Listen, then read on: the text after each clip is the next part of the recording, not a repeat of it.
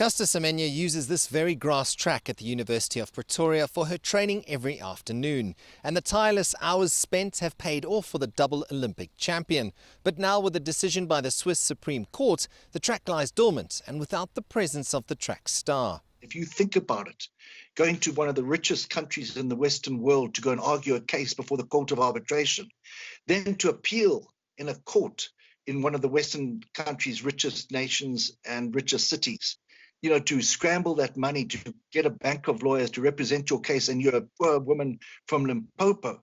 I mean, that's just crazy. And then the judgment is handed down in French, which is hardly the first language of Caster. So, you say to yourself, where is the access to justice? Is it denied or given? So I think there needs to be a whole retake and a whole relook insofar as sport, and not only sport. And you touched upon that. It's about how the world sees the world. And I think we've seen movements now in North America. I see, and I'm talking about Black Lives Matter, let me not mince words. We've seen a whole range of issues right across the world, and there's a shift. And I think Caster has really been part of that, and a very important part of it. And that's why I think the Swiss court has missed its moment in history. Semenya'S large legal team, which comprises of lawyers in America and Europe, are considering their numerous options after the ruling and could possibly look at revisiting the decision with the Court of Arbitration for Sport. She's indomitable, yes, she really is. She's got a tremendous spirit, very positive, and whilst disappointed, really sees the practicalities of it and understands the issues at hand.